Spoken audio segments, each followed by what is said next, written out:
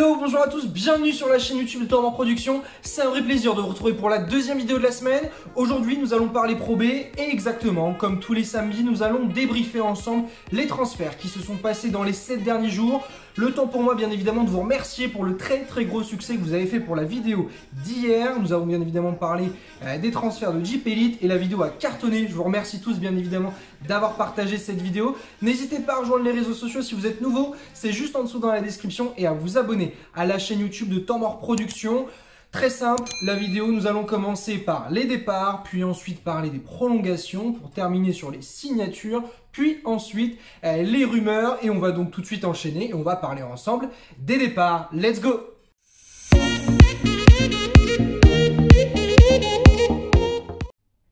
Des départs, il y en a eu quelques-uns qui ont été officialisés, parfois pour rester en Pro B, parfois pour soit partir à l'étranger, soit partir en National 1. Nous allons commencer par un premier départ. C'est un joueur que nous connaissons bien dans le basket français et dans le championnat de Pro B.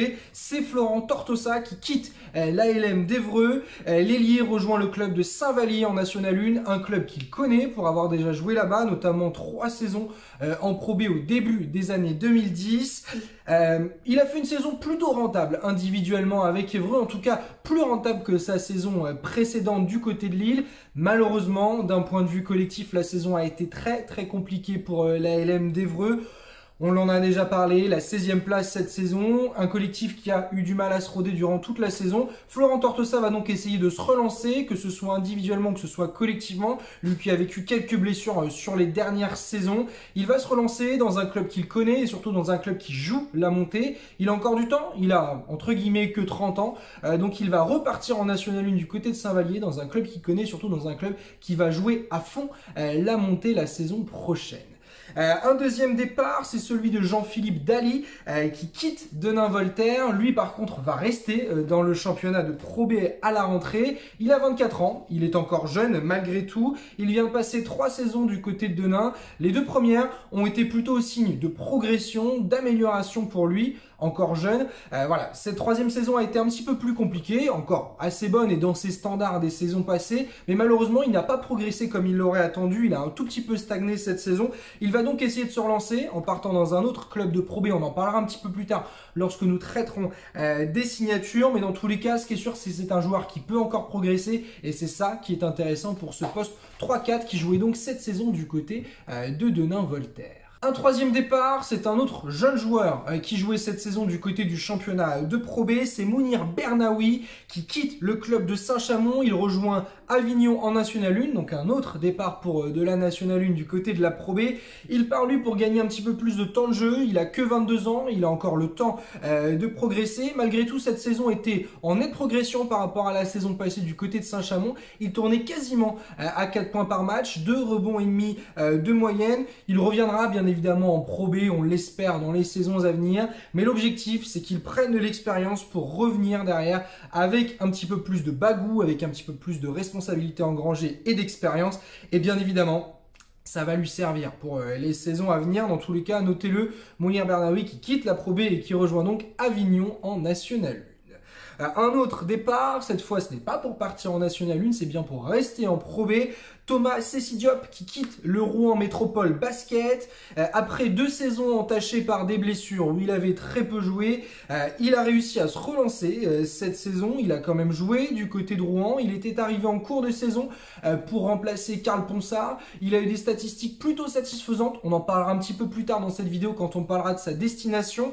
Mais ce qui est sûr, c'est que Thomas Cessidiop a besoin de se relancer avec une saison enfin complète. Il ne l'a pas fait du côté de Rouen. Rouen le voulait déjà depuis de nombreuses saisons. Il a pu jouer quelques matchs, une petite dizaine de matchs du côté de Rouen cette saison. Mais voilà, c'est positif. Thomas Cessidiop a réussi à se relancer. Peut-être que Rouen aurait aimé garder l'ailier français. Ce ne sera pas le cas. Il part pour un autre club de Pro B. Mais c'est bien ça le principal. Il va rester en Pro B. Il va essayer de se relancer. Lui qui était vraiment en pleine progression avant sa lourde blessure. On lui souhaite bien évidemment de pouvoir pouvoir continuer à progresser. On en parlera un petit peu plus tard dans cette vidéo. Un autre départ qui a été officialisé, c'est celui de Stéphane Gombeau. C'était dans les rumeurs la semaine dernière. Il quitte donc officiellement la DA Blois.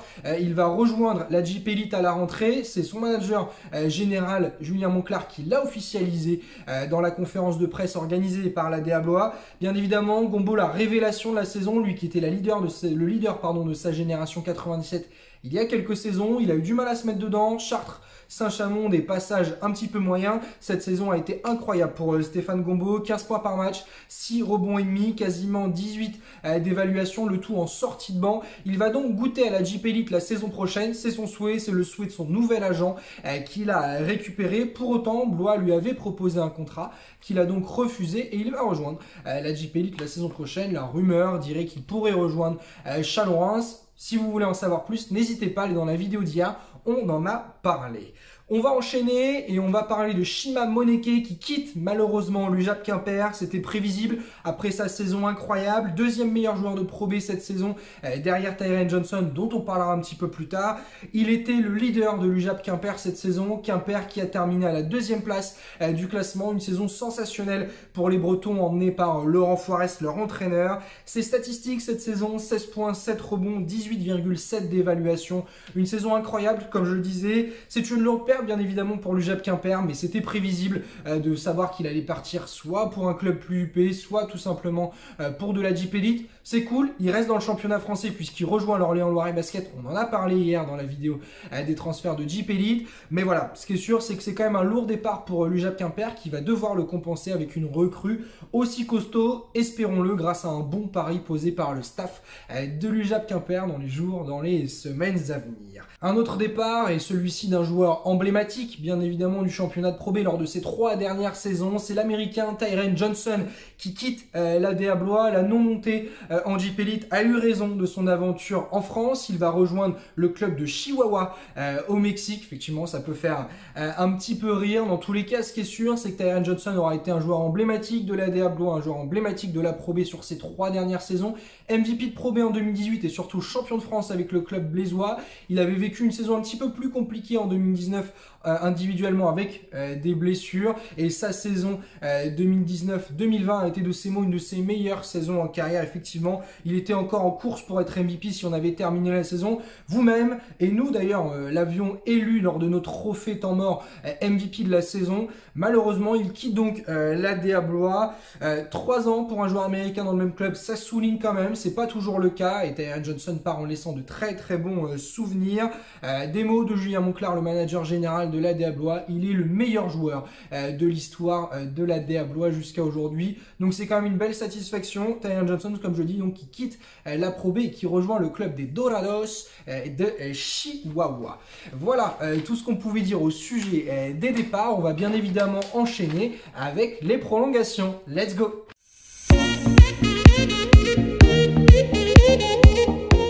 Cette prolongation dont on va traiter dans cette vidéo, les 2 premières prolongations, elles sont du côté du club de Soufel en Alsace. C'est Oumarou Sylla qui prolonge du côté du BCS. Un seul match malheureusement cette saison en raison d'une blessure dès le premier match de championnat.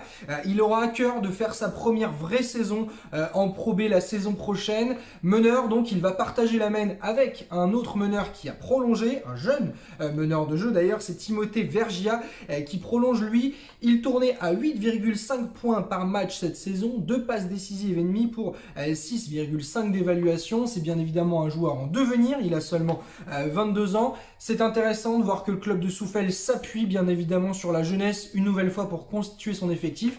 On sait bien évidemment qu'ils sont obligés de recruter des jeunes joueurs pour répondre au cahier des charges et au règlement de la Pro B, mais ils misent sur des joueurs prometteurs et c'est ça qui est intéressant. C'est donc un vrai signe de confiance de la part de Stéphane Eberlin et de son staff envers les jeunes pour la rentrée. Soufel qui avait bien évidemment un très très jeune effectif cette saison, qui a fait une très bonne saison avec une 8e place et qui donc réédite. Timothée Vergia fera donc partie de cela à la rentrée du côté de l'Alsace. On va enchaîner, c'est un joueur que l'on connaît bien dans le championnat français, Jordan Aboudou, qui prolonge du côté de la JAFCM jusqu'en 2022.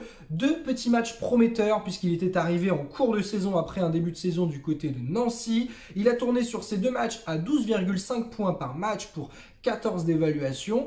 Donc, on peut le dire, les deux premiers matchs qu'il a joués avec Guillaume Wizad et avec la JAFCM ont été très prometteurs pour celui que l'on surnomme Balou. Ça va faire du bien évidemment, pour Aboudou d'avoir de la stabilité. Lui qui a changé de club de très nombreuses fois depuis qu'il a quitté Chalon-sur-Saône il y a quelques saisons. Il a du mal maintenant à retrouver de la stabilité. Espérons que cette signature jusqu'à 2022 lui permette d'en retrouver. C'est tout ce qu'on souhaite parce que Jordan Aboudou reste un joueur emblématique de notre championnat de France et un joueur que l'on aime. Il va forcément se plaire dans le style de jeu de Guillaume Wizad qui demande de l'énergie, qui demande de l'intensité, et c'est ce que Jordan Aboudou est capable de faire. Une autre prolongation, celle de Benoît N'Diaye, pur produit de la formation du Rouen Métropole Basket. En pleine progression, il scorait 5 points cette saison par rapport aux 3 points qu'il scorait la saison passée. Et surtout, il était à 7 d'évaluation. Voilà quelque chose de très positif pour un joueur qui a fait ses gammes du côté de la Nationale 3 de Rouen avant de gagner sa place tranquillement du côté de l'équipe de Pro B. Ce qui est sûr, c'est qu'Alexandre Ménard aime faire confiance aux jeunes joueurs.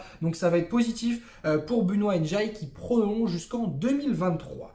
2 ans supplémentaires pour Kevin Dinal du côté de Gries-Oberhofen.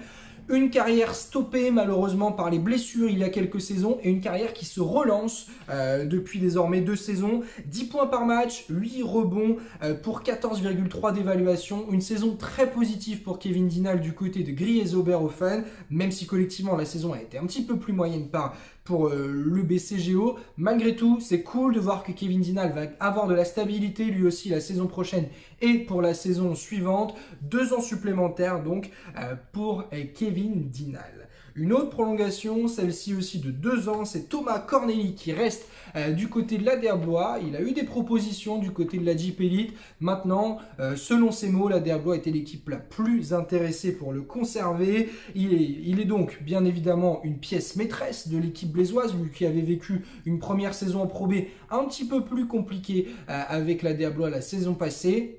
Cette saison a été très très bonne, ses statistiques, 8 points et demi, 6 passes décisives, 13,5 d'évaluation. Il a été le leader de l'équipe blésoise à la main et il sera à nouveau à la rentrée à côté d'un jeune joueur, d'un jeune meneur français dont on attend bien évidemment le nom, mais c'est positif. Thomas Corneli va encore pouvoir apporter son expérience auprès d'un jeune joueur après l'avoir apporté auprès de Lucas Boris tout au long de cette saison.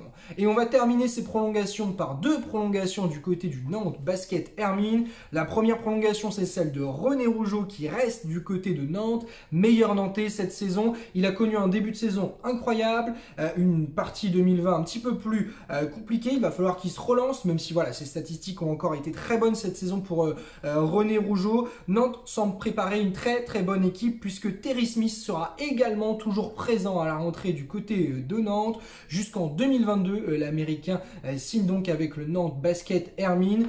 Nantes qui a recruté un premier joueur et dont on va parler un petit peu plus tard dans cette émission, semble donc bel et bien se former un bel effectif pour la saison prochaine. Voilà tout ce qu'on pouvait dire du côté des prolongations. On va attaquer le plus croustillant, c'est bien évidemment les signatures. Let's go!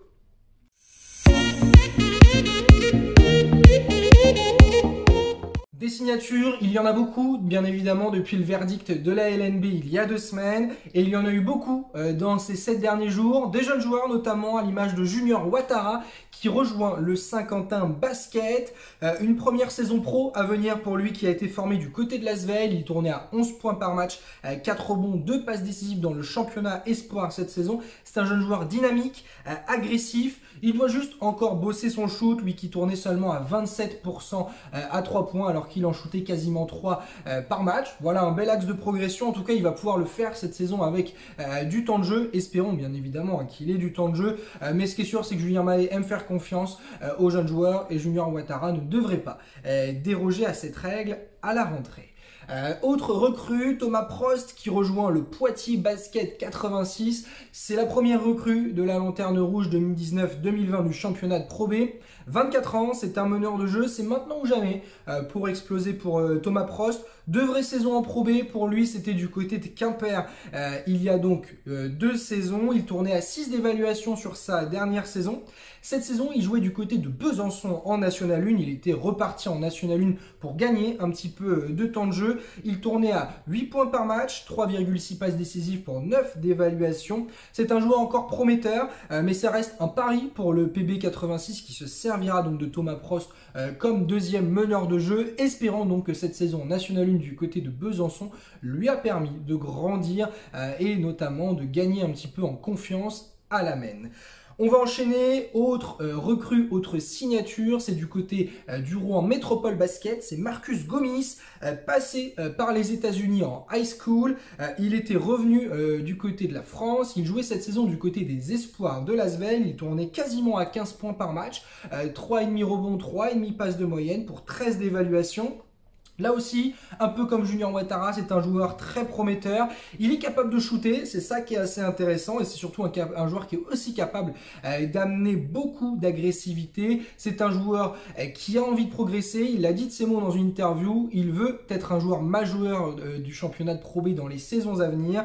Voilà, Marcus Gomis aura du temps de jeu bien évidemment avec Alexandre Ménard. C'est un entraîneur qui aime bien évidemment faire jouer les jeunes joueurs et donc il fera partie de l'effectif du Rouen Métropole Basket à la rentrée. Un autre jeune joueur, Gary Berchel, qui jouait cette saison du côté de l'Union Tour Basket Métropole en National 1. Il a été formé du côté de la JDA Dijon. Il tournait cette saison à 5 points par match, 2,7 rebonds de moyenne dans le championnat de National 1. C'est donc un jeune joueur, comme je le disais, il signe du côté de Souffel-Weiersheim.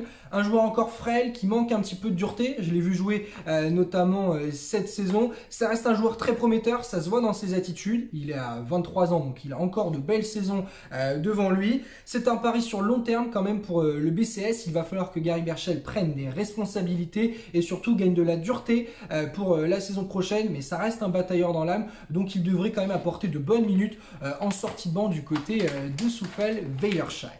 On va enchaîner une autre recrue, c'est Jérémy Bichard qui rejoint Griez Oberhofen, l'autre club alsacien de ce championnat de Pro B. Il était cette saison le capitaine de l'Étoile d'Angers Basket en National 1. Ce sera sa première expérience en Ligue nationale de basket. Il tournait cette saison à 10 points par match, 3,6 rebonds et surtout 6 passes et demie par match pour un joli 14 d'évaluation. C'est un joueur que l'on connaît bien pour ceux qui connaissent le championnat de National 1. La vraie question qu'on peut se poser, bien évidemment, c'est va-t-il réussir à passer ce cap National 1 Pro B? En tout cas, ça peut être un vrai coup à jouer pour sa carrière. La seule vraie chose qui va changer entre la N1 et la Pro B, c'est la densité athlétique, qui sera bien plus grande du côté de la Pro B pour lui à la rentrée. Mais on va voir comment il va pouvoir s'adapter. Dans tous les cas, Ludovic Pouillard, l'entraîneur de Griez, a l'habitude de faire jouer de jeunes joueurs, en tout cas de joueurs qui découvrent le championnat de Pro B, puisque mine de rien, Jérémy Bichard a désormais 29 ans, mais voilà, ça va être intéressant quand même de voir aussi comment un joueur va pouvoir passer ce cap National 1 Pro B.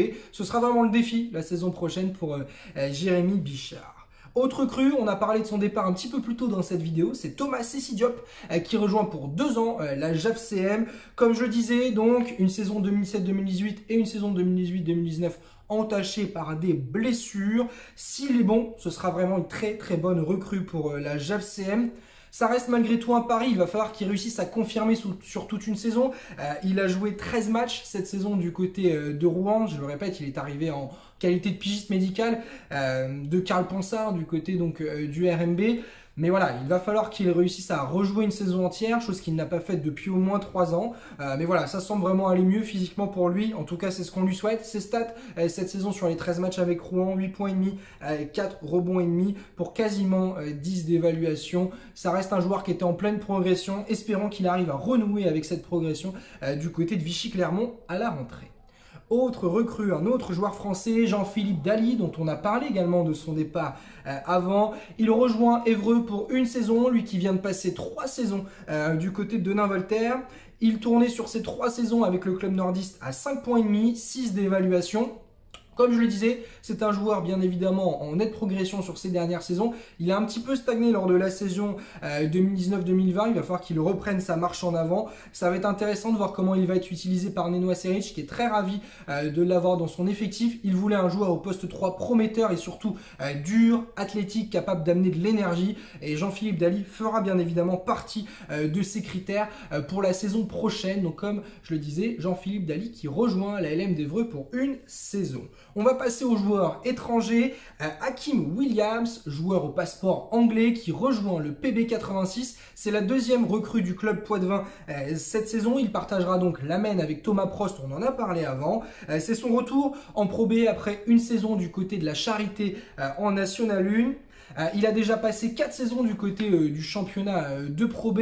Il avait fait vraiment des très bonnes premières saisons. Derrière, voilà, ses dernières saisons étaient un petit peu en régression, notamment sa dernière saison du côté de Denain. Ça va être intéressant de voir comment il va faire son retour en Pro B. Ça reste un semi-pari, même si c'est quand même un joueur qui a l'expérience et qui est confirmé au niveau professionnel en France. Moi, la seule petite chose qui m'inquiète si je devais donner mon avis, c'est que mine de rien, ses dernières saisons en Pro B étaient en régression, même s'il avait toujours les mêmes responsabilités. Pour autant, il a réussi à reprendre de la confiance en National 1 cette saison. 16 points et demi par match, 6 passes et demi, 4 rebonds et demi de moyenne en National 1. De très bonnes statistiques en N1. Hakim Williams reste une valeur sûre et c'est bien donc qu'à la main, il y a une valeur sûre la saison prochaine du côté du PB 86. Ça a manqué la saison passée, donc espérons bien évidemment que le club poitevin ne réédite pas ses erreurs de la saison passée. Autre recrue, c'est du côté du BC Soufel-Weyersheim, c'est Michael Oguiné qui rejoint le BCS. C'est un poste 2 américain au passeport nigérian, ce qui est assez intéressant. Donc ça permet quand même au club de Soufel d'avoir un joueur américain en plus s'il le souhaite. Il a été formé du côté de l'université du Montana en NCAA. Il tournait cette saison à 13 points par match, 5 rebonds et demi, 35% à 3 points. Ce sera donc un joueur rookie qui va jouer sa première saison professionnelle et donc sa première saison hors des États-Unis. Ça va être intéressant de voir comment il va s'adapter. C'est un joueur complet, très athlétique. Mais voilà, ça reste quand même un pari pour le BCS parce qu'il n'a jamais joué une seule saison professionnelle encore. Il sort de NCAA, donc on va voir ce que ça va donner dans les saisons à venir et surtout pour la saison à venir. Mais voilà, Michael Oguiné, c'est donc la nouvelle recrue de Soufel et je vous propose de regarder des petits highlights en vidéo. Let's go! They tied it up, and from there, this is what's been happening. Michael Oguiné, the set. Isolator on the right side, has to bring it back with 5 to shoot. Rory in trouble, back to Oguiné, got his man up in the air, and slams it down. Just to finish the thought on Lisbon. Some rebounds, but only 6 points. Good way to get started.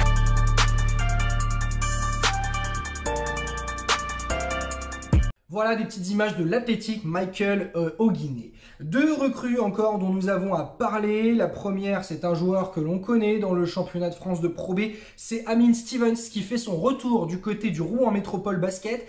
Incroyable lors de la saison 2017-2018 où il tournait à 18 points, 9 rebonds, 21,4 d'évaluation. Il avait été au coude à coude pour le titre de MVP à l'époque avec Tyren Johnson, le Blésois. Il était ensuite parti du côté de la Belgique. Puis cette saison, il jouait du côté d'Israël. Véritable machine à marquer. Il tournait cette saison à 21 points par match, 7 rebonds pour 26 d'évaluation dans le championnat israélien. C'est vraiment une recrue incroyable pour Rouen qui arrive à faire vraiment cet exploit de récupérer un joueur qui est toujours en totale progression en ayant encore 29 ans. Il est dans son prime, il fait des saisons incroyables. Il partagera donc la raquette avec Zimi Nwogbo où il a déjà évolué lorsqu'il était au lycée aux États-Unis et avec Ervin Basumba où il a déjà joué lors de la saison 2017-2018. La raquette du Rouen Métropole Basket s'annonce incroyable pour la rentrée.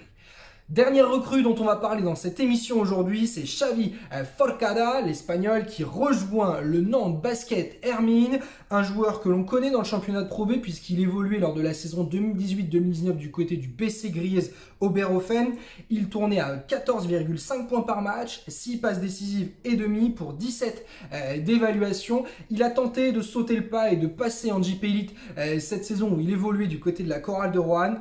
Malheureusement, il n'a pas eu beaucoup de temps de jeu, il n'a pas été très bien utilisé. C'est dommage pour lui, mais il va pouvoir se relancer du côté de Nantes, qui va profiter de son expérience à la main, de sa grinta espagnole pour apporter de la passe décisive, des bonnes stats. Dans tous les cas, voilà, c'est une valeur sûre du basket européen, Xavi Forcada, et c'est vraiment une très bonne signature pour Jean-Baptiste Lecronier et son staff. Voilà, entre les prolongations et cette première arrivée, franchement, l'effectif de Nantes la saison prochaine m'a l'air très prometteur. On va enchaîner, on va passer à la dernière partie de cette émission. Il n'y a pas eu de grosse rumeur durant ces 7 derniers jours du côté du championnat de Pro B. Une seule petite rumeur qui avait été lancée puis qui a été démentie, c'était le départ de Team Blue des Sharks d'Antibes qui aurait pu rejoindre le club de Canet juste à côté dans la Côte d'Azur en National 2. Maintenant ça a été démenti à la fois par le joueur, à la fois par son agent. Pour l'instant, il n'y a pas eu de rencontre entre les Sharks et Team Blue pour parler d'une potentielle prolongation du joueur de 36 ans, bien évidemment l'illustre intérieur des Sharks. Voilà, B-Basket est allé un petit peu trop vite, encore une fois dans ces rumeurs. Malgré tout, voilà, ils apportent très souvent de bonnes infos, des fois ils vont un petit peu vite. Là, ils ont été très vite en besogne. Team Blue ne rejoindra pas la National 2.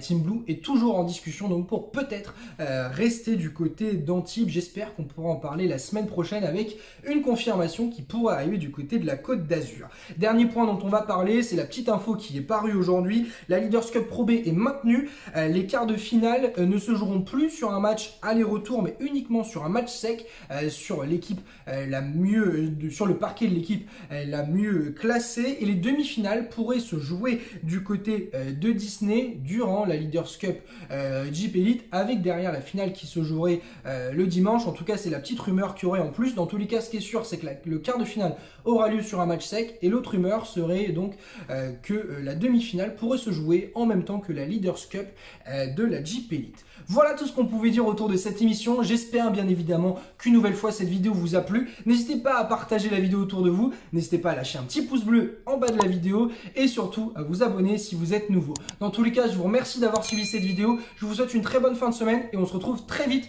pour une nouvelle vidéo. Salut!